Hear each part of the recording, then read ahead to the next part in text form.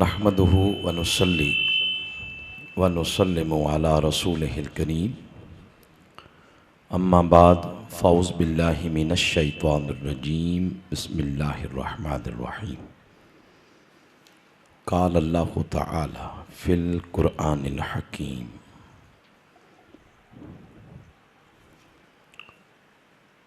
کنتم خیر امہ صدق اللہ مولانا العظیم ان اللہ و ملائکتہ یصلون علی النبی یا ایہا الذین آمنوا صلوا علیہ وسلموا تسلیما اللہم صلی علی سیدنا و مولانا محمد وعلی آلہ وصحبہ وبارک وسلم الصلاۃ والسلام علیک یا رسول اللہ الصلاۃ والسلام علیک یا رحمۃ للعالمین الصلاۃ والسلام علیک یا شفیع المذنبین وجد الحسن والحسین والحمد للہ رب العالمین۔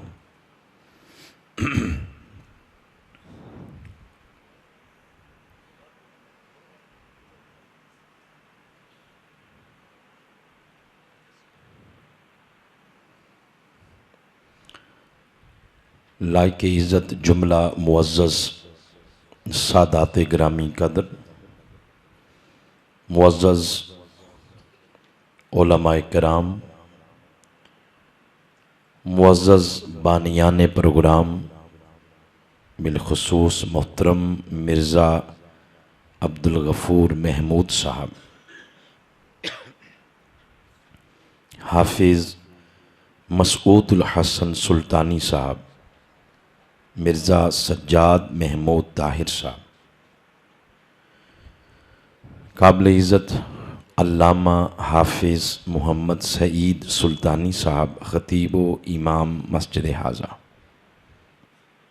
محترم محمد رضوان جانی صاحب اور محترم محمد خاور رضوی صاحب،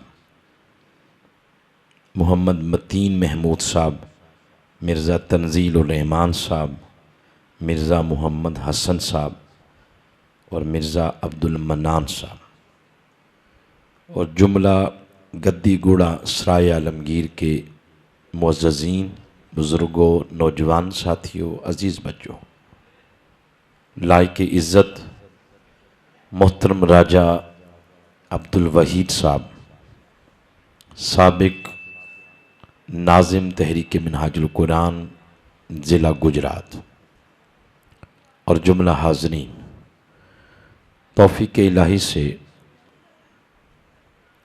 آپ کے اس گاؤں میں خوبصورت پروگرام میلاد مصطفیٰ صلی اللہ علیہ وآلہ وسلم کا نصیب ہوا ہے۔ آپ سب کا بہت شکریہ، آپ نے مجھے اس پروگرام میں مدعو کیا ہے۔ وقت خاصا ہو گیا ہے اور آپ کو دیکھ کے واضح طور پر محسوس ہو رہا ہے کہ آپ تھک گئے ہیں سارے۔ اتنا لمبا نہیں ہونا چاہیے ویسے پروگرام کہ لوگ تھک جائیں، اور تھکا ہوا مجمع جو ہے وہ کیا سنے گا۔ تو ہمت کریں، تھوڑا سا کوئی آدھا پونا گھنٹہ قرآن پاک کا پیغام سن لیں۔ کیا خیال ہے، کوئی ہمت کریں گے؟ تھوڑے کو ریلیکس ہو کے بیٹھیں، کوئی قریب ہو جائیں، مجمع کی شکل بنائیں، سارے احباب مسکرا کے بیٹھیں، پتہ چلے کہ آپ تھکاوٹ سے باہر نکل آئیں۔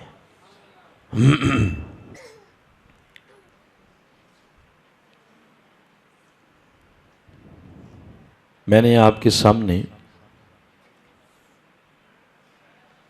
سورہ آل عمران سے ایک آیت تلاوت کی ہے جس کا نمبر ہے 110۔ یہاں سے ایک دو باتیں نبی مکرم صلی اللہ علیہ وآلہ وسلم کی نسبت کی مناسبت سے آپ کو سنانی ہے۔ تو میں اب باقاعدہ گفتگو کا آغاز کرنے لگا ہوں، آپ پھر توجہ کے ساتھ سماعت کریں۔ دیکھیں، ہمارے معاشرے میں ہر ایک بندے کی یہ کوشش ہوتی ہے کہ میری معاشرے کے اندر عزت بنے، معاشرے میں شہرت پاؤں، میرا ایک مقام ہو، میرا ایک نام ہو۔ یہ ہر بندے کی کوشش ہوتی ہے۔ پھر لوگ اس مقصد کے حصول کے لیے جد و جہد کرتے ہیں اور اپنی ساری توانائیاں اس حصول کے لیے صرف کر دیتے ہیں کہ عزت ہو، مقام بنے، نام بنے، شہرت ملے۔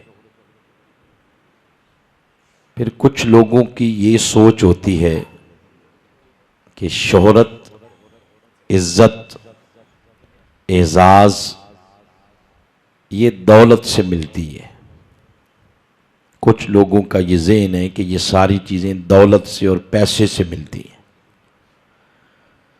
وہ پھر اپنی ساری زندگی دولت اکٹھی کرنے میں صرف کرتے ہیں تاکہ دولت کی وجہ سے عزت ملے۔ لیکن ہم آئے روز اپنی آنکھوں سے دیکھتے رہتے ہیں، ہلکا سا معاشی دھچکا لگتا ہے اور جو عزت دولت سے ملی ہوئی ہوتی ہے اس کا محل دھڑام نیچے گر پڑتا ہے، اور پیسہ دولت ختم ہوتے ہی عزت بالکل خاک میں مل جاتی ہے۔ تو اس کا نتیجہ بھی صفر ہی نکلا۔ کچھ لوگوں کا یہ کہنا ہے یا سوچ ہے یا نظریہ ہے کہ عزت ملتی ہے برادری سے، برادری بڑی ہونی چاہیے۔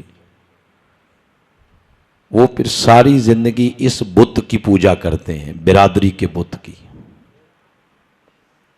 نتیجہ اس کا بھی صفر ہی نکلتا ہے۔ ایک وقت آتا ہے یہ برادریاں، یہ سارا کچھ ختم ہو جاتا ہے۔ کچھ لوگوں کا یہ نظریہ ہے، سوچ ہے کہ عزت ملتی ہے ایک بہت بڑے منصب سے۔ منصب بڑا ہونا چاہیے، نوکری کا سکیل بڑا ہونا چاہیے۔ تو میں صرف اشارتاً آپ کو بات بتاؤں گا، آپ سمجھ جائیں گے۔ ایک بہت بڑے منصب سے پچھلے دنوں میں پاکستان میں ایک موصوف ریٹائرڈ ہوئے۔ بعد ازاں وہ کسی دکان میں کوئی چیز خریدنے کے لیے گئے تو کسی ایک بچے نے ان کی جو عزت افزائی کی، نام لے کے آپ سارے جانتے ہیں۔ اس سے یہ بات سفید دن کی روشنی کی طرح ہمارے سامنے آ گئی کہ منصب سے بھی عزت کوئی نہیں ملتی۔ جو لوگ اس منصب کی وجہ سے سیلوٹ کرتے تھے، سلام کرتے تھے، منصب جو ہی جاتا ہے کوئی سلام ہی نہیں لیتا، کوئی سیدھا نام بھی نہیں بلاتا۔ یہ ویسے دو تین چیزیں آپ کو بتائی ہیں، سمجھائی ہیں، جس کا نتیجہ یہی نکلتا ہے کہ عزت نہ پیسے سے ملتی ہے، نہ برادری سے ملتی ہے، اور نہ ہی منصب سے ملتی ہے۔ ان چیزوں سے جو بھی عزت ملے گی ایک وقت آئے گا اس عزت کے سورج کو غروب ہونا پڑے گا، اس عزت کے سورج کو زوال آ جاتا ہے، اس عزت کے سورج کو کبھی نہ کبھی گرین لگ جاتا ہے۔ آئیں آج کی اس نشست میں قرآن پاک میں نے کھولا ہوا ہے، اس سے پوچھتے ہیں کہ اے کتاب تو ترجمان ہے وہاں کی، اور تیری شان یہ ہے کہ تیرے بارے میں اللہ نے خود فرمایا لا ریب فیہ، تو جو بھی بات کرتی ہے اس میں کسی قسم کا شک اور شبہ نہیں ہوتا۔ تیری بیان کردہ حقیقتوں کو کوئی جھٹلا نہیں سکتا۔ تو ہماری رہنمائی فرما، تو ہمیں موٹیویٹ کر۔ وہ عزت کہاں سے ملتی ہے جس عزت کے سورج کو کبھی گرہن نہیں لگتا، جس عزت کا سورج ہمیشہ چمکتا رہتا ہے، حتیٰ کہ لوگ دنیا سے چلے بھی جائیں تو ان کے جانے کے بعد بھی ان کی قبروں پہ عزت کے نام کے دیے جلتے رہتے ہیں، ان کے جانے کے بعد بھی لوگ عزت سے ان کا نام لیتے رہتے ہیں۔ تو قرآن پاک سے پوچھتے ہیں کہ قرآن تو بتا کہ وہ عزت کہاں سے ملتی ہے۔ اب وہ جو قرآن جواب دیتا ہے وہ سنانے سے پہلے آپ سب کو متوجہ کرنا چاہتا ہوں، میرا یہ خطاب نہیں ہے، یہ خطاب کم ہے، ایک فکر زیادہ ہے۔ آج آپ کو ایک ویژن دینا ہے، ایک فکر دینی ہے، ایک سوچ دینی ہے، تاکہ آپ یہاں سے جائیں پھر سوچیں آج جو بات سن کے آئے ہیں یہ ہماری زندگی میں کہیں ایگزسٹ کرتی ہے؟ اس کو کس نے اپنانا ہے؟ ہم نہیں اپنانا ہے نا۔ اس لیے بڑے دھیمے دھیرے انداز میں یہ آپ کو میں بات سنانا چاہتا ہوں۔ قرآن سے جب پوچھا تو قرآن نے پہلے تو ایک ہی جملے میں جواب دے دیا، وہ جواب بھی ہے جس سے ہمیں اطمینان ہو گیا، اور جواب کے ساتھ ساتھ قرآن کا وہ کلیم بھی ہے، قرآن کا دعویٰ بھی ہے۔ وہ کیا ہے؟ قرآن ایک ہی جملے میں ہماری رہنمائی کرتے ہوئے اس سوال کا جواب دیتا ہے کہ وہ عزت کہاں سے ملتی ہے جس عزت کے سورج کو کبھی زوال نہیں آتا۔ تو قرآن فرماتا ہے وہ عزت صرف نسبت و غلامی مصطفیٰ سے ملتی ہے۔ بس اس نسبت سے جو عزت ملے گی، غلامی مصطفیٰ، نسبت مصطفیٰ، اس سے جو عزت ملتی ہے، جو اعزاز ملتا ہے، جو شرف ملتا ہے، زمانے ادھر کے بھی ادھر ہو جائیں اس سورج کو کبھی زوال نہیں آتا۔ حتیٰ کہ لوگ دنیا سے چلے بھی جائیں، آج 10 صدیاں ہو گئیں، 10 صدیاں حضرت حضور داتا صاحب علی حجویری کو دنیا سے گئے ہوئے، 10 صدیاں گزرنے کے باوجود بھی ان کی محبت کا سکہ لوگوں کے دلوں پہ جوں کا توں قائم ہے۔ کیوں؟ انہوں نے اپنی زندگی میں نوکری کسی وڈیرے جاگیردار کی نہیں کی، انہوں نے جتنی نوکری کی مکین گنبد خضرا کی ہے۔ اس نوکری سے، اس غلامی سے، اس نسبت سے جو عزت ملتی ہے، اس عزت کے سورج کو کبھی زوال نہیں آتا۔ اب آئیں، یہ تو سارے لفظ ہیں جو میں نے بولے ہیں، لفظوں کا آگے پیچھے۔ تو آئیں قرآن سے پوچھتے ہیں کہ جو ہم دعویٰ کر رہے ہیں، کلیم کر رہے ہیں، قرآن اس کی تائید کرتا ہے کہ واقعی ایسی بات ہے؟ تو یہ بات اب جو میں نے کی ہے یہ قرآن سے ثابت کرتے ہیں۔ بات یہ ہے کہ عزت غلامی مصطفیٰ سے ملتی ہے۔ اب اس بات کو قرآن سے ثابت کرتے ہیں۔ بیٹا آپ سارے کیا میٹنگ کر رہے ہیں؟ آپ ادھر میری طرف دیکھو سارے، تھوڑا سا آگے ہو جاؤ شاباش، دیوار چھوڑ کے نا آگے ہو جاؤ۔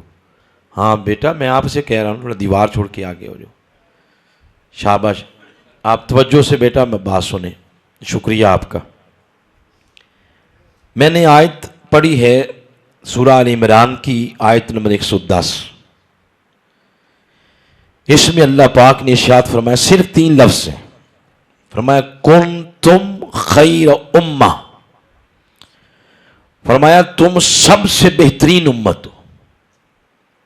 یہ اللہ نے آپ کو فرمایا ہے، امت مصطفیٰ کو فرمایا ہے کہ تم سب سے بہترین امت ہو۔ یہ عزت کا تاج جو اللہ نے آپ کے سر پہ رکھا ہے، یہ عزت کا تاج 1.25 لاکھ نبیوں میں سے کسی نبی کی امت کے سر پہ اللہ نے یہ عزت کا تاج نہیں رکھا۔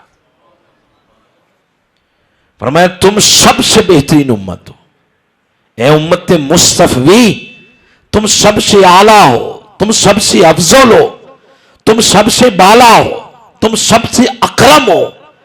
یہ عزت کا، اعزاز کا، وقار کا، عظمت کا تاج پوری کائنات میں اللہ نے کسی امت کے سر پہ نہیں رکھا. یہ عزت دی ہے تو اللہ نے امت مصطفیٰ کو دی ہے. اب آپ اس پہ سوالیہ نشان لگائیں، یہ عزت ہمارے ہی حصے کیوں آئی ہے؟ کیا وجہ ہے؟ اس کی وجہ تلاش کریں کہ وجہ کیا ہے.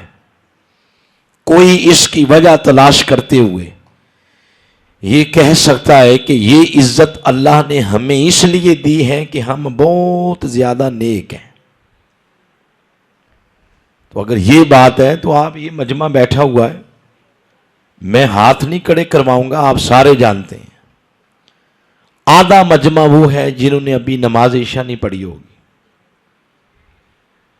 آج دن میں ایک نماز بھی نہیں پڑھی ہوگی. یہاں اس لیے آگے کہ بلایا ہے لوگوں نے کہ آئیں محفل سنیں. اللہ ہر روز 5 بار بلاتا ہے، ادھر نہیں ہم جاتے. بس اتنی بات کافی ہے، میں آگے نہیں جاتا. یہ ہے ہماری نیکی. تو ہمارے اعمال کی وجہ سے یہ نہیں اللہ نے فرمایا کنتم خیر امہ، ہماری نیکیوں کی وجہ سے یہ اللہ نے نہیں فرمایا. اور یہ اعزاز سابقہ امتوں میں سے بھی کسی کے حصے میں نہیں آیا. کیوں نہیں آیا؟ کوئی یہ کہہ سکتا ہے کہ اس لیے کہ وہ سارے ہی گناہ گار تھے. یہ بات بھی درست نہیں ہے. سابقہ امتوں میں بھی بڑے بڑے نیک لوگ گزرے ہیں، بڑے بڑے نیک لوگ. کبھی آپ قرآن پاک سے ہی پوچھ لیں کہ سابقہ امتوں میں بھی کچھ نیک لوگ ہوئے ہیں. قرآن پاک بھی کچھ لوگوں کی بات کرتا ہے جو سابقہ امتوں میں سے تھے مگر نیک بڑے تھے. اس ضمن میں کبھی سورۃ الکہف کو پڑھیں، آیت نمبر 9 سے لے کر 25 تک ایک واقعہ ہے. وہ اصحاب کہف کا واقعہ ہے، سابقہ امتوں میں سے کسی کا ہے. تو کچھ جوان بچے اس دور کے نبی پر ایمان لائے. تو جو بادشاہ وقت تھا اس نے ان پر زندگی اجیرن کر دی کہ بھئی تم کسے خدا مانتے پھرتے ہو میرے علاوہ؟ خدا تو تمہارا میں ہوں، مجھے سجدہ کرو. تو قرآن میں آتا ہے فقامو، انہوں نے سجدہ نہیں کیا، وہ کھڑے ہو گئے اور کہا تو ہمارا رب نہیں ہے. اس نے کہا تمہارا رب کون ہے؟ تو کہنے لگے ربنا رب السماوات والارض، ہمارا خدا صرف وہ ہے جس نے آسمان پیدا کیے اور جس نے زمینیں پیدا کی. تو انہوں نے انکار کر دیا. لن ندعو، ہم اس کے علاوہ ہرگز کسی کو الہ نہیں کہیں گے. تو بادشاہ نے ان کو تنگ کرنا شروع کیا.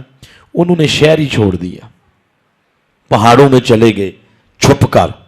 وہاں ایک جگہ چھپ کے بیٹھ گئے. جہاں بیٹھے وہ ایک غار تھی، غار کے اندر بیٹھے. جو ہی غار میں بیٹھے تو اللہ نے، کیونکہ ان کو معاشرے سے بچانا تھا، تو اللہ نے فَضَرَبْنَا عَلَىٰ آذَانِهِمْ، ان کے کانوں میں تھپکی دی. اور وَلَبِثُوا فِي كَهْفِهِمْ 300 سِنِينَ وَازْدَادُوا 9، 309 سال کے لیے اللہ پاک نے غار کے اندر ہی انہیں موت کی نیند سلا دیا. تو سو گئے. اب غار کے 2 منہ تھے، 2 دروازے، ایک مشرق کی طرف کھلتا اور دوسرا مغرب کی طرف کھلتا. اور ہوا یہ کہ جو ہی مشرق سے سورج طلوع ہوتا نا، چڑھتا، اس دروازے سے اس کی روشنی اندر آتی، شعائیں. اور جب پچھلے ٹائم غروب ہوتا تو اس دروازے سے سورج کی کرنیں اندر آتی. اور اگر 3 صدیاں ان کے جسموں پہ سورج کی روشنی پڑتی رہتی تو جسم خراب ہو جانے تھے. اور یہ اللہ کو گوارا نہیں تھا کہ قبر کے اندر ان کے جسم خراب ہو جائیں. یہ اللہ کو گوارا نہیں تھا، وہ اس کے اپنے تھے، وہ اس کے ولی تھے، اور ولی کا معنی ہے دوست، وہ اللہ کے دوست تھے۔ یہ اس کو گوارا نہیں تھا کہ قبر کے اندر ان کے جسم خراب ہو جائیں۔ تو کچھ ایسے ہوتے ہیں جن کے جسم 10 صدیاں بھی گزر جائیں تو ان کے کفن بھی میلے نہیں ہوتے۔ اب یہ سن کے آپ کیونکہ بالکل پڑوس میں بیٹھے ہوئے ہیں نا، درمیان میں صرف نالا ہے، تو کوئی کہہ سکتا ہے یہ کہانی ہے۔ کہانی نہیں ہے، قرآن ہے۔ اس پر نص آپ کو دیتا ہوں کہ ان کے جسم اللہ نے بچا لیے۔ بچائے کیسے؟ آیت نمبر 17 پڑھیں سورۃ الکہف کی۔ ابھی شکر ہے یہ واقعہ قرآن میں آ گیا ہے، قرآن میں نہ ہوتا تو اس کو بھی کہتے یہ کہانی ہے۔ تو سورہ الکہف کی آیت نمبر 17 میں فرمایا پھر ہم نے کیا کیا؟ ہم نے سورج کا راستہ ہی بدل دیا۔ وَتَرَى الشَّمْسَ إِذَا طَلَعَتْ تَزَاوَرُ عَنْ كَهْفِهِمْ ذَاتَ الْيَمِينِ وَإِذَا غَرَبَتْ تَقْرِضُهُمْ ذَاتَ الشِّمَالِ۔ فرمایا چڑھتے سورج تو چڑھتے بھی ان کے غار کے دروازے سے تھوڑا سا دائیں جانب مڑ کے چڑھ، اور غروب ہوتے ہوئے بھی ان کے غار کے دروازے سے تھوڑا سا بائیں جانب مڑ کے غروب ہو۔ سورج کا اللہ نے راستہ بدل دیا۔ اب ویسے تو سائنس یہی کہتی ہے کہ سورج اپنے مدار میں گردش کرتا ہے اور یہ آگے پیچھے ہٹ نہیں سکتا، اور قرآن بھی یہی کہتا ہے۔ سورہ یاسین کی آیت نمبر کبھی 38 پڑھیں، اس میں فرمایا وَالشَّمْسُ تَجْرِی لِمُسْتَقِرٍّ لَہَا ذَلِکَ تَقْدِیرُ الْعَزِیزِ الْعَلِیمِ۔ یہ جو سورج اپنے مدار میں گردش کرتا ہے نا، مشرق سے چڑھتا ہے مغرب میں غروب ہوتا ہے، یہ اس کا مدار ہے، یہ اس کا رستہ ہے۔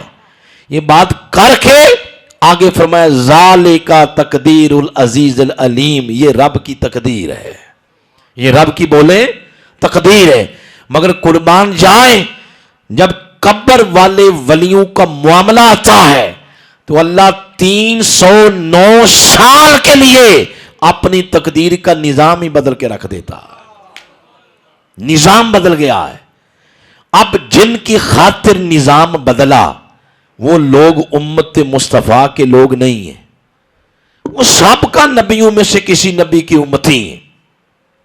اتنے پہنچے ہوئے لوگ، اتنے صاحبان فضل، اتنے صاحبان کرم، اللہ کا ان پہ اتنا کرم، اتنا فضل کہ اللہ ان کی خاطر 309 سال کے لیے سورج کا راستہ بدل رہا ہے۔ اتنے بڑے ولی جس امت کے اندر پائے گئے، اللہ نے اتنے بڑے ولی ہونے کے باوجود بھی اس امت کو یہ عزت نہیں دی کہ کنتم خیر امہ، یہ تم سب سے بہترین امت ہو۔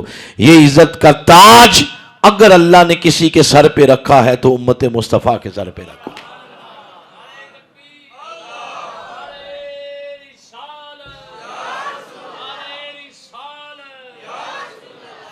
یہ بات تو سمجھ آ گئی نا۔ سابقہ امتوں میں بھی بڑے بڑے نیک لوگ تھے۔ کبھی سورہ نمل کو ہی پڑھیں، 27 نمبر سورہ ہے، اس میں بھی ایک واقعہ بیان ہوا ہے، طویل ہے، میں آپ کو ایسی آدھے منٹ میں سنا دیتا ہوں۔ جب حضرت سلیمان علیہ السلام نے فرمایا تھا کون ہے جو ملکہ بلقیس کا تخت 900 میل کی مسافت سے لے آئے؟ پہلے ایک جن کھڑا ہوا، بعد میں اس کی طاقت بھی جواب دے گئی، پھر ایک ولی کھڑا ہوا۔ یعنی یہ بات ثابت ہو گئی قرآن سے کہ عالم جنات کی طاقت جہاں ختم ہوتی ہے وہاں سے عالم ولایت کی طاقت شروع ہوتی ہے۔ آصف بن برخیہ نام ہے ان کا، انہوں نے کہا میں لے کے آتا ہوں۔ سلیمان علیہ السلام نے فرمایا ٹائم بتاؤ کتنا لگاؤ گے؟ تو اس نے ٹائم پتا کیا بتایا؟ فرمایا قبل ان یرتد الیک طرفک۔ وہ کہنے لگا حضور اپنی آنکھیں جھپکیں، بس یہ دونوں پلکیں آپس میں جوڑ کر واپس اپنی جگہ ابھی نہیں آئیں گی، 900 میل کی مسافت پہ جاؤں گا بھی، تخت لا کے آپ کے قدموں میں رکھ دوں گا میں۔ وہ پھر لے آیا۔ جب لے آیا تو سلیمان علیہ السلام نے دیکھا کہ یہ میرا امتی ہے، میرا امتی ہے. تو اللہ کی بارگاہ میں عرض کیا ھذا من فضل ربی، مولا میرے امتی پر اتنا فضل، اتنا فضل، تو نے اس کو اتنی طاقت دی. اس سے یہ پتا چلا کہ پہلی امتوں میں بھی بڑے بڑے فضل والے لوگ ہوئے ہیں، بڑے بڑے صاحبان فضل، مگر یہ بڑے بڑے صاحبان فضل جس امت میں پائے گئے، اللہ نے اس امت کو بھی یہ عزت نہیں دی. کنتم خیر امہ، یہ اعزاز، یہ عزت کا تاج اگر اللہ نے کسی کے سر پہ رکھا ہے تو آپ کے سر پہ رکھا ہے، امت مصطفیٰ کے سر پہ رکھا ہے. تو یہ بات تو طے آ گئی کہ سابقہ امتوں میں بھی بڑے بڑے نیک لوگ تھے. اب اپنی بات کر لیں. یہ ایک الگ بات ہے کہ اس امت میں بھی سرکار غوث پاک جیسے لوگ ہیں، خواجہ معین الدین چشتی اجمیری جیسے لوگ، حضور بابا فرید جیسے لوگ، داتا صاحب جیسے لوگ، تاجدار گولڑا جیسے لوگ، حضرت میاں محمد بخش علیہ رحمہ جیسے لوگ، حضور قدوۃ الاولیاء جیسے لوگ، حضور شیخ الاسلام جیسے لوگ. یہ ایک الگ بات ہے کہ یہ بڑے بڑے نیک لوگ ہیں، مگر جہاں یہ نیک لوگ ہیں تو ہم جیسے گناہ گاروں کی بھی کمی کوئی نہیں. ہم جیسے گناہ گار بھی کروڑوں ہیں، ہم جیسے سیاکار بھی بڑے ہیں. تو باری تعالیٰ تیرا پھر بھی یہی فیصلہ ہے کہ کنتم خیر امہ، یہ تم سب سے افضل ہو. وہ فرماتا ہاں میرا پھر بھی یہی فیصلہ ہے. باری تعالیٰ کیوں؟ وہ فرماتا ہے وجہ صرف ایک ہے، اے گناہ گارو، اے سیاکارو، میں تمہارے گناہوں کو دیکھوں یا اپنے یار کی نسبت کو دیکھوں.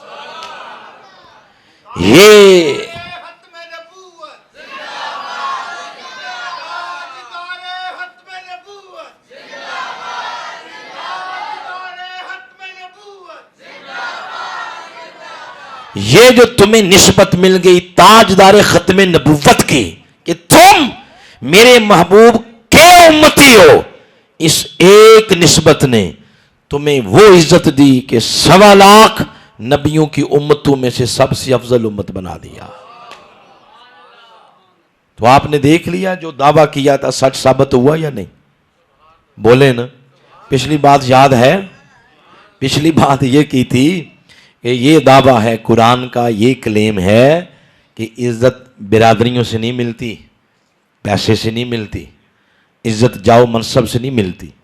اگر ان سے مل بھی جائے تو ایک وقت آتا ہے اس عزت کے سورج کو غروب ہونا پڑتا ہے، مگر وہ عزت کا سورج جس کو کبھی گرہن نہیں لگتا اور کبھی زوال نہیں آتا، وہ عزت ملتی ہے تو غلامی مصطفیٰ کے صدقے ملتی ہے.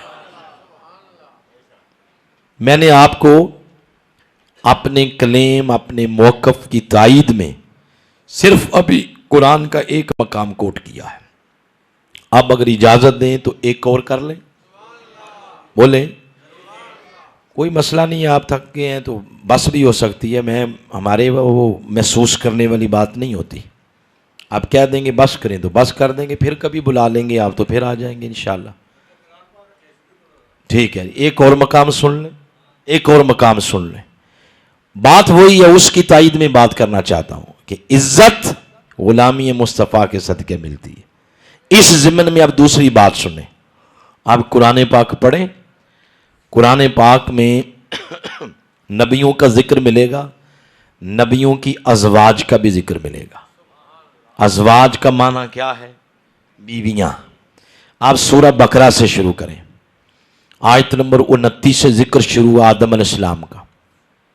2-3 آیت چھوڑنے کے بعد آگے فرمایا جا کہ یا آدم اسکن انتا، ساتھ ہی فرمایا وزوجک الجنہ. آدم علیہ السلام کا بھی ذکر آ گیا، ان کی بیوی کا بھی آ گیا. 4-5 صورتوں کے بعد آگے جائیں تو بنتی ہے سورہ ہود، 11 نمبر سورہ ہے. اس کی آیت نمبر ہے 70، 71، 72. یہ 3-4 آیات ہیں. اس کے اندر ابراہیم علیہ السلام کا ذکر، ساتھ ہی ان کی زوجہ حضرت سارہ کا ذکر ہے. حضرت سارہ جو پریشان تھیں کہ میں پہلے آئی ہوں لیکن میری جھولی ابھی اولاد سے خالی ہے. ادھر دیکھیں میری طرف، آپ کو ایک پیاری سی بات بتاتا ہوں اس پر. وہ خوش ہوئیں، مگر انہوں نے خوش ہونے کے لیے ابراہیم علیہ السلام سے تو نہیں پوچھا کہ میں نے خوش ہونا یا نہیں. جی ہمارے یہاں لوگ یہ بھی چیزیں ڈھونڈتے رہتے ہیں کہ میلاد پہ خوش ہونا یا کوئی نہیں. یہ تو کامن سینس والی بات تھی، یہ دماغ ہونا چاہیے بات. یہ بچہ کوئی بیٹھا ہے، اس کو موبائل دے بیٹا یہ آپ رکھ لیں، تو وہ آپ سے پوچھ کے خوش ہوگا؟ بولے نا، اسے موبائل ملا وہ خوش ہو گیا. وہ بھنگڑے ڈالے، لڈیاں ڈالے باہر جا کے کہ مجھے موبائل مل گیا. وہ کسی سے نہیں پوچھے گا کہ میں نے خوش ہونا ہے. یہ فطرت، نیچر کا اصول ہے کہ جب اللہ کی بارگاہ سے نعمت کا حصول ہوتا ہے تو طبیعت خوش ہوتی ہے، طبیعت چاہتی ہے کہ میں خوش ہوں. یہ وجہ کہ حضرت سارا خوش ہوئیں. اور آگے پھر اگر نیچر کا یہ اصول ہے نا، طبیعت یہ چاہتی ہے کہ نعمت ملنے پہ خوش ہوا جائے، تو اس کا بھی اصول ہے. وہ بھی کہتا ہے کہ جب کوئی خوش ہوتا ہے نعمت ملنے پر، میں اور نعمت کا دروازہ کھول دیتا ہوں. یہاں بھی ایسے ہوا. جب دیکھا کہ اسحاق جیسے بیٹے کی خبر سن کے سارا مسکرا پڑی، خوش ہو گئی، تو فرمایا سارا وَمِن فَرَائِ اسحاق یعقوب، اسحاق کے بعد تمہیں یعقوب دینے کا بھی اعلان کرتا ہوں. یعنی اسحاق پہ جا کے نسل رکے گی نہیں، اسحاق کے بعد یعقوب بھی آئے گا. تو یہ دیکھیں حضرت سارا کا ذکر آ گیا. تھوڑا سا آگے چلیں، 19 نمبر سورہ مریم، اس کا پہلا رکوع ہے. دو میاں بیوی کے ذکر کے ساتھ معمور ہے. زکریا علیہ السلام ان کی بیوی ہیں، ساری زندگی دعا کرتے رہے باری تعالیٰ بیٹا دے. مزید تھوڑا سا آگے چلیں تو آگے سورہ قصص آتی ہے. تو سورہ قصص میں ذکر ہو گیا شعیب علیہ السلام. بولیں کس کا؟ شعیب علیہ السلام. ساتھ ہی ان کی بیوی کا، ان کی دو بیٹیوں کا بھی، وہ جو کنویں پہ گئی تھیں بکریوں کو پانی پلانے، ان کا بھی ذکر آ گیا. وہ جب بکریوں کو پانی پلانے کے لیے کھڑی تھی تو موسیٰ علیہ السلام آئے تو دیکھا وہ بیٹیاں سائڈ پہ کھڑی ہیں اور باقی لوگ پانی پلا رہے ہیں. ان سے پوچھا کہ تم کیوں نہیں آگے آتی پانی پلانے کے لیے؟ تو نے کہا یہ پلانے دیں تو ہم پلائیں نا. اب پیغمبرانہ کردار دیکھیں کیا ہے. اب آگے بڑھے اور ان بیٹیوں کی مدد کی، ان لڑکیوں کی مدد کی. یہ پیغمبرانہ روش ہے. ہمارے یہاں آنکھیں پھاڑ پھاڑ کے دیکھتے رہتے ہیں، کوئی بچیاں گزر رہی ہوں روڈ پہ، رستے پہ، آنکھیں پھاڑ پھاڑ کے دیکھتے رہتے ہیں. اور ان کو یہی احساس ہوتا ہے کہ ہمارے ارد گرد انسان نہیں ہیں، درندے ہیں، جانور ہیں، جن کے اندر انسان نام کی شے کوئی نہیں ہے. اور دعوے کرتے ہیں ہم غلام ہیں غلام ہیں. تو غلامی کی کوئی نشانی بھی تو ہوتی ہے نا، کہیں سے پتہ بھی تو چلنا چاہیے کہ ہم غلام ہیں ان کے. یہ ہے پیغمبرانہ طریقہ، یہ ہے پیغمبرانہ روش. تو خیر جو بات بتانا چاہتا ہوں، شعیب علیہ السلام کا ذکر، ان کی ساتھ فیملی کا ذکر ہے. پھر انہی دو لڑکیوں میں سے ایک لڑکی کے ساتھ موسیٰ علیہ السلام کی شادی بھی ہو گئی. اب ان دو میاں بیوی کا ذکر شروع ہو گیا.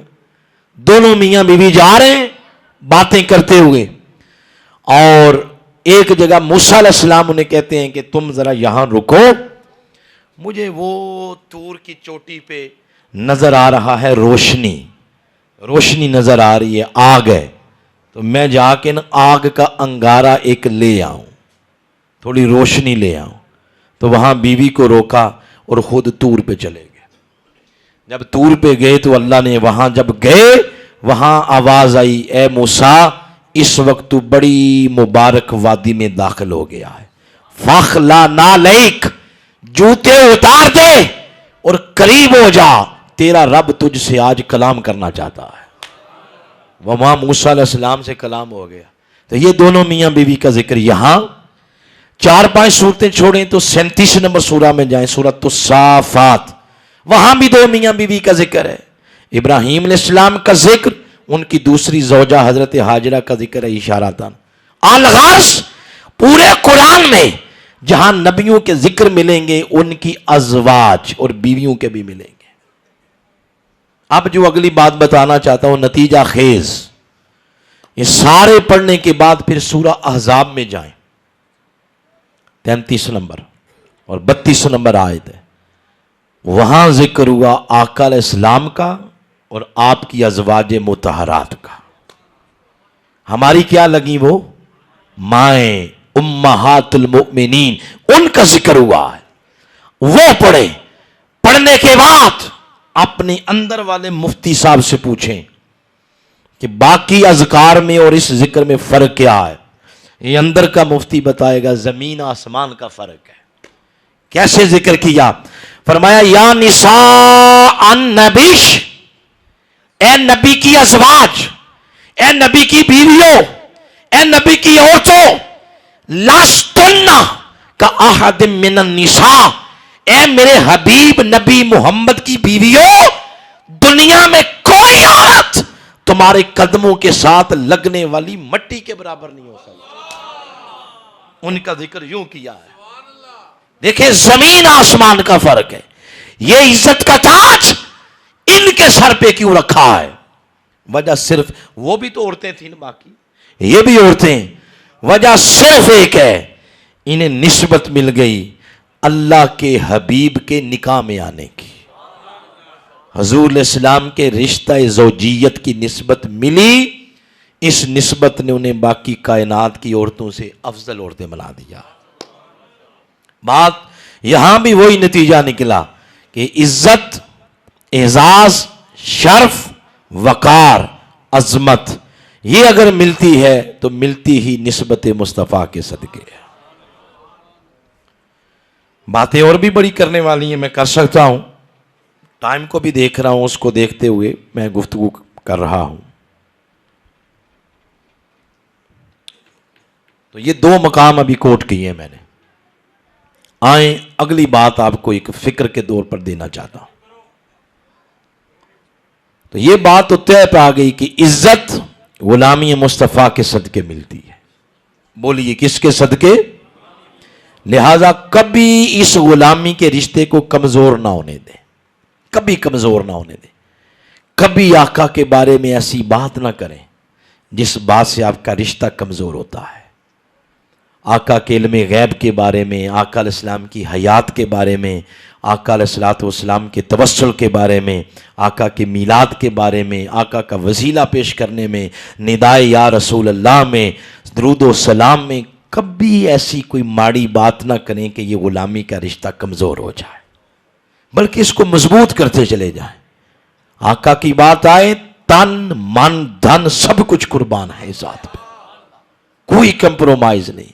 اس رشتے کو مضبوط کریں، یہی تو رشتہ ہے جس نے دنیا میں بھی کام آنا اور قبر میں بھی کام آنا ہے۔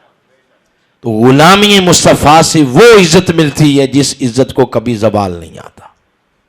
جب یہ بات ہو گئی، اب جتنے آڈینس بیٹھے ہیں، آپ میں سے کوئی بندہ کھڑے ہو کے بات کر سکتا ہے، پوچھ سکتا ہے، آپ بے شک کر بھی سکتے ہیں، اجازت ہے کہ علامہ صاحب آپ نے ڈھیر ساری آیات سے یہ بات ہمیں سمجھائی ہے، ہم سمجھ گئے ہیں، مگر یہ بھی بتا دیں کہ آج عزت کہاں ہے؟ آج تو ذلیل و خوار ہو رہے ہیں ہم، مگر غلامی والا رشتہ بھی بڑا مضبوط ہے۔ آقا کی ناموس کی بات آئے تو لوگ تن من دھن سب کچھ اس ہستی پہ قربان کرنے کے لیے سڑکوں پہ آ جاتے ہیں۔ یعنی غلامی والا رشتہ بڑا مضبوط ہے، اتنا مضبوط بھی ہے مگر عزت کوئی نہیں، ذلیل و خوار ہو رہے ہیں۔ یہ ہماری لاہور اقوام عالم کی صفوں میں سر اٹھا کے چلنے کے ہم قابل نہیں ہیں۔ تو وہ جہاں خامی رہ گئی، اب وہ بات آپ کو بتاتا ہوں، یاد رکھیں۔ آقا علیہ السلام کے ساتھ جو نسبت ہے اس کے 2 پہلو ہیں، ایک پہلو ہے محبت والا، دوسرا پہلو ہے سیرت والا۔ ایک پہلو ہے آقا علیہ السلام سے عشق والا، اور دوسرا پہلو ہے حضور کی تعلیمات پر عمل پیرا ہونا۔ یہ 2 پہلو ہیں۔ یہ جو پہلا پہلو ہے پیار عشق محبت اس میں کمی نہیں ہے. امت نے اس کو مضبوط کیا ہے. آقا علیہ السلام کے ساتھ پیار لازوال، آقا علیہ السلام کے ساتھ عشق لاجواب. یہ پہلو مضبوط ہے، اس میں کمی نہیں ہے. کمی جہاں رہ گئی وہ ہم نے حضور علیہ السلام کی سیرت کو فالو نہیں کیا، آپ کی تعلیمات پہ ہم نے عمل نہیں کیا. عمل والا پہلو ہمارا کمزور رہ گیا ہے. تو جب آپ اس نبی کی سیرت کو نہیں اپنائیں گے، ہمارا پی آئی اے نہیں جا سکتا پورے یورپین کنٹریز میں. کیوں نہیں جا سکتا؟ وہ لوگ کہتے ہیں کہ آپ کے پائلٹوں کی ڈگریاں جعلی ہیں. کردار ختم ہو گیا. دبئی نے پاکستان پہ ویزے بند کیے ہوئے ہیں. ہماری منسٹری نے پوچھا کیوں بند کیے، تو انہوں نے کہا ہر 2 نمبر کام آپ ہی آ کے ادھر کرتے ہیں. کردار ختم ہو گیا. اب پروڈکٹ ہماری ہے، نمک ہمارا کھیوڑا سے نکلتا ہے. جوان بھائی سوچے نہیں ذرا ادھر، ان کے لیے باتیں بتا رہا ہوں. بزرگوں کی عمر گزر گئی ہے. توجہ کسی نے بننے نہیں تو آنوں کہ اتنے بجے تک اتنے بہنا ہے تو اس تو پہلے جا نہیں سکتے. توجہ سے سنیں اور پھر سوچیں سمجھیں کہ آج کے بعد کرنا کیا ہے. لنگر ہی کھانا ہے، 70 سال ہو گئے، لنگر چنگر کھائیں اور چلیں جائیں موجے ماریں. کبھی تھوڑا سا بیٹھ کے اس کا استعمال کریں اور سوچیں بھی کہ ہمارے ساتھ ہو کیا رہا ہے. نمک ہمارا ہے، عالمی منڈی میں ہم نہیں بیچ سکتے، انڈیا بیچ رہا ہے. 10 روپے کا ہم سے لیتے ہیں اور 200 روپے کا آگے بیچتے ہیں. پروڈکٹ ہماری ہے. کیوں نہیں؟ ہم کیوں نہیں بیچ سکتے؟ اس لیے کہ ہم ڈسپلے کچھ اور کرتے ہیں، جب چیز بعد میں ڈیلیور کرتے ہیں تو اس میں ڈنڈی مار جاتے ہیں. تو کردار ختم ہو گیا. جب کردار ختم ہو جائے تو دنیا تھو تھو کرتی ہے. سفارتی تعلقات بھی لوگ توڑ رہے ہیں، فضائی تعلقات بھی ختم کر رہے ہیں، معاشی رشتہ بھی لوگ آپ سے توڑ رہے ہیں. جب ایک ایک کر کے رشتے ختم ہو جائیں گے، عالمی سطح پہ آپ اکیلے ہو جائیں گے. اکیلے بھی کوئی زندگی گزرتی ہے. یہ حالات تو بین الاقوامی سطح پہ ہیں. اب آئیں ذرا اپنے معاشرے کو دیکھ لیں جس میں آپ رہ رہے ہیں، پاکستان. اپنی زندگی کو دیکھیں. اپنی زندگی کا ایک پہلو ہے معاشرتی زندگی، ایک ہے معاشی زندگی، ایک ہے سیاسی زندگی، ایک ہے ثقافتی زندگی، ایک ہے آئلی زندگی، ایک ہے یہ علمی تعلیمی میدان. ایک ایک پہلو کو دیکھیں. ہم معاشرتی پہلو ہی لے لیں. معاشرتی پہلو کا ایک یونٹ ہے ماں اور باپ. آج کے نوجوان بچے ہیں جھوٹ بولتے ہیں ماں باپ کے سامنے، پرلے درجے کا جھوٹ. جانا کہیں اور ماں باپ کو کچھ اور بات بتائیں گے. یہ اس یونٹ بھی ہمارا زوال کا شکار. معاشرتی زندگی کا ایک یونٹ ہے میاں بیوی. بیوی کو نہ شوہر کے حقوق کا پتہ، نہ شوہر کو بیوی کے حقوق کا پتہ. یہ بھی زوال کا شکار. اور ناجائز تعلقات قائم کرتے ہیں لوگ. پھر معاشرتی زندگی کا ایک یونٹ ہے بچے. آج کے والدین کے پاس ٹائم ہی کو نہیں بچوں کو دینے کے لیے. بچوں کی تربیت ماں باپ نہیں کر رہے، بچوں کی تربیت یہ کر رہا ہے. اور اس تربیت کے جو گل کھلتے ہیں وہ آپ سب کو پتا ہے. یہ یونٹ بھی زوال کا شکار ہے. معاشرتی زندگی کا ایک یونٹ ہے پڑوسی. پڑوسی سے پڑوسی کی عزت محفوظ نہیں ہے، یہ بھی زوال کا شکار. معاشرتی زندگی کا ایک یونٹ ہے چاچے مامے تائے پھوپھیاں خالائیں کزن رشتہ دار. اس رشتہ داریاں میں بھی پھڈے بازیاں ہیں، وہ بھی زوال کا شکار. آپ کی ساری معاشرتی زندگی یہ تاریک ہے، یہ دلدل میں ہے. آپ زندگی کا ایک کوئی اور پہلو لے لیں، معاشی پہلو لے لیں جس میں آپ کا رزق ہے، روزگار ہے. اس کی طرف آتے ہیں تو سود سرے عام ہے. رشوت کے پیسے گھر میں آتے ہیں، بجلی چوری کرتے ہیں، گیس چوری کرتے ہیں.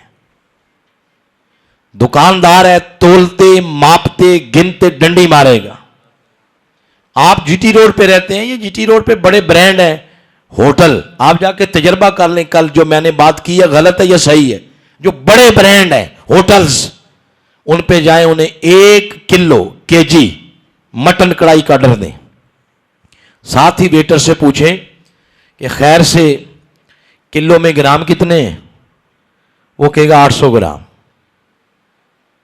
حالانکہ گرام کتنے ہوتے ہیں؟ 1000۔ کمال ہے، وہ دنیا مریخ پہ جا رہی ہے، مریخ فتح کرنے کے چکر میں ہے، ابھی ہمارا kg پورا نہیں ہوگا۔ پورے پاکستان میں جب سے ہم نے آنکھ کھولی ہے تو مرلہ 272 فٹ کا ہوتا ہے۔ عجیب زمانہ ہے، مرلہ 225 فٹ کا بن گیا۔ آپ دیکھ لیں، جو آپ کے انکم کے سورس ہیں، جہاں سے رزق آتا ہے، آپ کی روزی روٹی چلتی ہے، سب تو نمبر ہے، سب فراڈ ہے، دغا ہے۔ تو معاشی زندگی بھی زوال کا شکار ہے۔ آپ سیاسی زندگی لے لیں، توبہ توبہ، ان کا نام نہ لیں، زبان پلیت ہو جائے گی۔ یہ دن کو غریبوں کا خون نچوڑتے ہیں اور رات ان کی طوافوں کے کوٹھے پہ گزرتی ہے۔ یہ ہے سیاسی زندگی۔ آپ دیکھ لیں اب ثقافتی ماحول اپنا، تہذیب تمدن ثقافت کہتے ہیں، رہنے سہنے کے طریقے، رہنے سہنے کے طریقے دیکھ لیں۔ ایک چیز ہی لے لیں آپ، شادی بیاہ لے لیں، شادی بیاہ کے منظر دیکھ کے پتہ چلتا ہے ابھی بھی ہندو اور مسلمان اکٹھے ہی رہ رہے ہیں۔ یہ تیل مہندی لے لیں، طوفان بدتمیز ہے۔ کوئی شریف بندہ بیٹھ کے کوئی تیل مہندی کی رسم دیکھ سکتا ہے؟ تو آپ کی تہذیب، تمدن، ثقافت، اس میں بھی کوئی اسلامی شے نظر کوئی نہیں آتی۔ اور کوئی شادی بیاہ پہ کوئی تلاوت، کوئی اس طرح کی شے کر بھی دے، لوگ کہتے ہیں وہ پرانے زمانے کے لوگ ہیں، انہیں کیا پتا زمانہ کدھر جا رہا ہے۔ کمال ہے۔ یہ ہے آپ کی تہذیب۔ علمی میدان میں آ جائیں، آپ کے اسکول، کالج، یونیورسٹیاں بدتمیز قوم تیار کر رہے ہیں، بدتمیز قوم۔ بچوں کو پتہ ہی کوئی نہیں بڑے کے ساتھ بات کیسے کرنی ہے، مجلس میں بیٹھے ہیں، بیٹھنا کیسے ہے۔ اور یونیورسٹی لیول کو دیکھ لیں، جہاں سے تخصص، اسپیشلائزیشن کرنی تھی، وہاں چرس شروع ہو گئی ہے۔ اور جب چرس کا کھرا سمجھتے ہیں نا آپ، وہ تلاش کریں گے تو کسی بہت بڑے وزیر کے گھر میں چلا جائے گا، اور ہمارے نظام میں جان ہی نہیں کہ اس کو پکڑ سکے، یہ کمزور کو پکڑتا ہے۔ یہ حال ہے۔ اب اور کون سا آپ کا آئلی زندگی، گھریلو زندگی دیکھ لیں، ناراضگیاں، پڈے بازیاں ہیں۔ یہ مذہبی زندگی دیکھ لیں، وہ بھی اس محراب و منبر سے فرقہ واریت ہی ہے۔ نوجوان دور ہو گئے دین سے، اس لیے انہیں پتا ہے جو کچھ محراب و منبر سے بیان ہو رہا ہے، سختی ہے، رویوں میں نرمی نہیں ہے۔ یہ سارا منظر دیکھ کے یوں پتا چلتا ہے ہر شاخ پہ الو بیٹھا ہے، انجام گلستان کیا ہوگا۔ اب ان ساری چیزوں نے مل کر اس پہلو کو کمزور کیا ہے، جس پہلو کا نام سیرت مصطفیٰ ہے، جس پہلو کا نام آقا کی تعلیمات پہ عمل پیرا ہونا۔ یہ پہلو کمزور رہ گیا، یہ وجہ کہ پھر کردار ختم ہوا اور دنیا ہم سے رشتہ توڑ رہی ہے۔ اس لیے ہم ذلیل و خوار ہو رہے ہیں۔ محبت والا پہلو مضبوط ہے، سیرت والا پہلو کمزور ہے۔ اب پھر کیا کرنا ہے؟ کوئی بتائیں کوئی بات؟ دعا کریں، لنگر کھائیں، آپ بھی گھر جائیں۔ یہ ہنسنے کا مقام نہیں، رونے کا مقام، ڈوب کے مرنے کا مقام ہے۔ ساری زندگی ایسے ہی انجوائے کریں گے آپ؟ اب کرنا کیا ہے؟ مجھ سے اگر آپ پوچھتے ہیں تو میں آپ کو اس پر قرآن پاک کی 2-4 باتیں بتانا چاہتا ہوں۔ بتا دوں؟ بولے نا، موٹیویشن آپ کو دے رہا ہوں، ترغیب ہے یہ۔ ایک نعت کا شعر ہے، نعت خواں پڑھا کرتے ہیں، میرے گھر میں بھی ہو چراغاں۔ حضور اب آپ ہی نظر کرم کریں گے تو پاکستان کی زبوں حالی، یہ جس زبوں حالی کا شکار ہو گیا ہے، آپ ہی نظر کرم کریں گے تو کوئی معاملہ درست ہونا ہے۔ یثرب کے کچھ لوگ آئے تھے حضور کے پاس، یثرب بعد ازاں کیا بنا؟ مدینہ پاک۔ یثرب کے لوگ، انہوں نے یہی بات آقا سے کی جو ابھی ہم آپس میں کر رہے ہیں۔ کیا؟ ہمارے گھر میں بھی ہو چراغاں یا رسول اللہ۔ وہ عرض کرنے لگے حضور مکہ چھوڑ کے مدینہ پاک آ جائے. آقا علیہ السلام نے فرمایا میں آ جاتا ہوں، چراغاں ہو جائے گا، مگر 6 وعدے کرنے پڑیں گے. کتنے وعدے؟ 6 چیزوں پہ تمہیں میرے ساتھ پرومس، وعدہ کرنا پڑے گا. انہوں نے عرض کیا حضور فرمائیں. پہلی بات آقا نے فرمایا میرے ساتھ وعدہ کرو، لا یشرکن باللہ شیئا، شرک نہیں کرو گے. ڈرو گے تو اللہ سے، جھکو گے تو اس کے آگے، دل میں خوف رکھو گے تو اس کا رکھو گے. وہ ایک ہے، ساری زندگی اس ایک ہی کی عبادت اور اس ایک کے آگے ہی سر کو جھکانا ہے. یہ پہلا وعدہ لیا، شرک نہیں کرو گے. انہوں نے عرض کیا حضور دوسرا؟ آپ نے فرمایا وعدہ کرو لا یسرکنا، چوری نہیں کرو گے. جو تمہارے سورس ہے نا انکم کے، گھر میں جو رزق آ رہا ہے، وہ تو ٹائٹل دے دیا نا. جزیات میں جائیں گے تو یہ بات ہے کہ یہ فرمانا چاہتے ہیں آقا کہ گھر میں حرام کا لقمہ نہیں لے کے آنا، حلال کماؤ اور بچوں کو حلال کھلاؤ. تو ٹائٹل یہ دے دیا کہ چوری نہیں کرنی. بولیں دوسرا کیا فرمایا؟ چوری نہیں کرنی. تیسری بات آقا علیہ السلام نے فرمایا وعدہ کرو ولا یزنین، بدکاری نہیں کرو گے، بے حیائی کی طرف نہیں جاؤ گے. یہ تو ٹائٹل ہے، اور اس کی جزیات میں جائیں گے تو یہی ہے کہ وہ جو تمہارے اندر جذبات پائے جاتے ہیں، سفلی جذبات، ان جذبات کی تسکین کے لیے راستہ غلط منتخب نہیں کرنا. یوٹیوب ہی کھول کے بیٹھ گئے، اسی سے تسکین لینا شروع کر دی. گندے گندے خیالات، گندے دوستوں میں بیٹھ کے گندی باتیں کرنا، گندی چیزیں سوچنا، گندی تحریریں پڑھنا تاکہ ان جذبات کو تسکین ملے. فرمایا نہیں، اس پر حرام کی مور لگا دی، یہ حرام ہے. تو یا رسول اللہ صلی اللہ علیہ وسلم اب جذبات تو پائے جاتے ہیں اندر، تو ان کو تسکین کہاں سے دینی ہے؟ فرمایا صرف ایک ہی راستہ ہے، اس راستے کا نام ہے نکاح. بولیے کیا؟ نکاح. نکاح کو چھوڑ کر ہر راستہ جہاں سے وہ تسکین ملتی ہے فرمایا حرام ہے. یہ وعدہ لیا جا رہا ہے. ایسے ملک بنتے ہیں، ایسی قومیں بنتی ہیں، ایسے ریاستیں بنتی ہیں. یہ ہے فکر، یہ ہے ویژن، یہ ہے سوچ، یہ ہے نظریہ. پھر چوتھی بات آقا علیہ السلام نے فرمایا میرے ساتھ وعدہ کرو ولا یاتین بے بہتان، کسی کے پاک دامن پر الزام نہیں لگاؤ گے.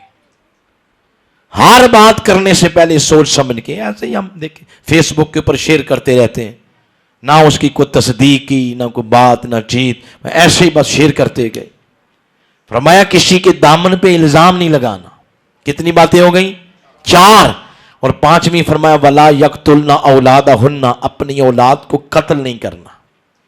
وہ زمانہ تھا جب لوگ اپنی بچیوں کو زندہ درگور کرتے تھے. آج کے دور میں اس کی مزید توضیح تشریح کرنا چاہیں تو والدین کو بتایا جا رہا ہے کہ اپنے بچوں کے ساتھ رویہ پیار والا، سختی نہیں کرنی. ان کے جذبات، ان کی بھی خواہش ہے، اس کا گلا نہیں گھونٹنا، پیار سے محبت سے مناؤ. ایسی بات ہرگز نہ کرو جس سے بچہ باغی ہو جائے، سرکش ہو جائے. تو ٹائٹل یہ دے دیا کہ اپنی اولادوں کو قتل نہیں کرنا. اور آقا آخری بات کیا ہے سنیں، آخری بات فرمایا، آخری بات یہ ہے جو میں کہہ رہا ہوں تمہیں ماننا پڑے گا. جو میں کہہ رہا ہوں تمہیں ماننا پڑے گا. ہم مانتے ہیں آقا کی بات. حضور اسلام نے چھٹی شرط یہ رکھی، جو کہہ رہا ہوں تمہیں ماننا پڑے گا. اور پھر یہ نہیں فرمایا کہ اب کیا رائے ہے، فرمایا اب اٹھو چلے جاؤ، جا کے مشورہ کر کے بتاؤ. وہ چلے گئے. سال پورا گزر گیا، واپس نہیں آئے. پورا سال گزر گیا. اس کا مطلب ہے ایک ایک بندے سے مشورہ کیا، بچوں سے، جوانوں سے، بزرگوں سے، عورتوں سے، بیٹیوں سے، قبیلوں سے، برادریوں سے مشورہ کیا کہ بھئی ہم ان کو بلانا چاہتے ہیں، انہوں نے یہ 6 وعدے لیے ہیں، تو کیا کہتے ہو؟ کہنا کیا تھا؟ جب سال بعد واپس یعنی مکہ شریف گئے تو اب 12 نہیں گئے، اب کی بار گئے تو 72 لوگ گئے، پورا قافلہ گیا۔ اس کا مطلب تھا انہیں یہ باتیں پسند آ گئی۔ جب گئے تو آقا علیہ السلام سے ملے اور عرض کیا حضور وہ جو 6 باتیں سال پہلے آپ نے فرمائی تھی ہمیں قبول ہیں۔ آقا علیہ السلام نے فرمایا پھر 3 باتیں اور سن لو۔ فرمایا پہلی بات صدقہ خیرات کی کثرت کرو گے، یہ وعدہ کرو، اور یہ اس لیے فرمایا کہ کوئی شخص بھی رات کو بھوکا نہ سوئے مسلمانوں کی ریاست کے اندر، ایسا نظام بنانا چاہتے تھے آقا۔ اور تیسری چیز فرمایا رویوں کے اندر نرمی رکھو، رویے سخت نہیں ہونے چاہیے۔ آج جب ہم اپنے آپ کو دیکھتے ہیں ہمارے رویے انتہائی سخت ہیں، انتہائی سخت ہیں، زبانوں میں سختی ہے۔ یہ آقا فرما رہے ہیں کہ رویوں میں کیا کرو؟ نرمی۔ اور آخری بات فرمایا وعدہ کرو تو وعدہ پورا کرو۔ فرمایا اب بتاؤ، اب انہوں نے کہا حضور وہ 6 بھی قبول، یہ 3 بھی قبول، اس کے بعد آگ کے سمندر میں بھی آپ اترنے کا حکم دیں گے وہ بھی ہم کر لیں گے۔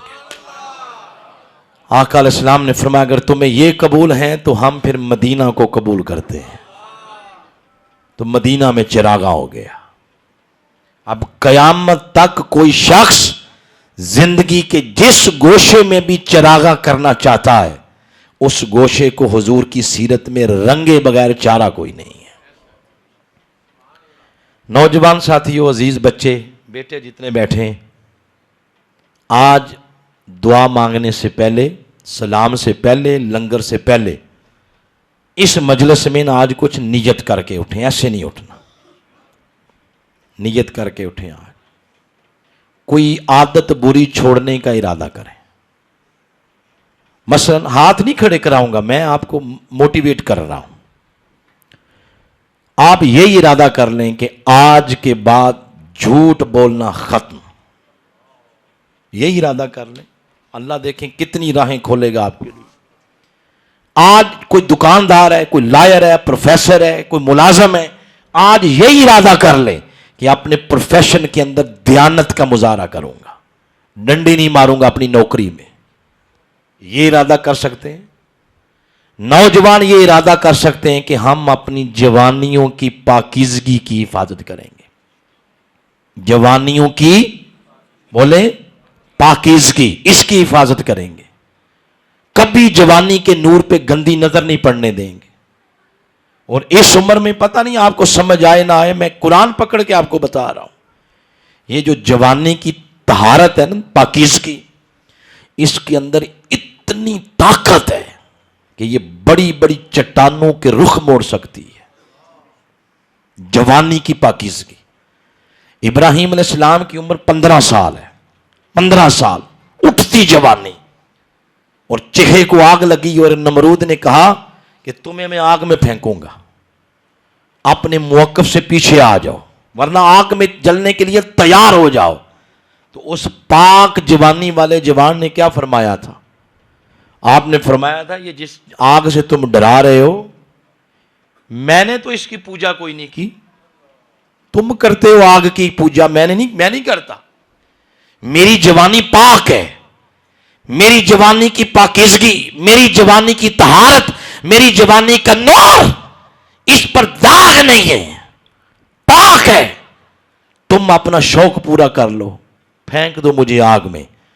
لیکن خدا کی قسم اگر میری جوانی کی پاکیزگی میں طاقت ہوئی تو میری جوانی کی پاکیزگی آج تمہاری آگ کی عادت ہی بدل کے رکھ دے گی۔ آج آگ کی عادت کیا ہے؟ بولے نا، جلانا۔ تو اس نے ابراہیم کو جلایا تھا؟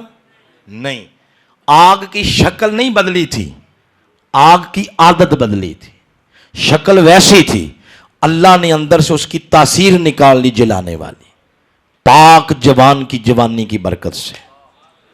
جوان آج یہی ارادہ کر لیں کہ اپنی جوانیوں کی پاکیزگی کو مینٹین کریں گے۔ جب آپ اکیلے بیٹھتے ہیں تو کیا سوچتے ہیں؟ اس وقت اصل پتہ چلتا ہے کہ آپ کتنے پاک ہیں۔ آج یہی ارادہ کر لیں یہاں سے اٹھتے ہوئے بچے جن کے والدین زندہ ہیں کہ آج کے بعد ماں باپ کے ساتھ رویہ اچھا رکھیں گے، نافرمانی نہیں کریں گے،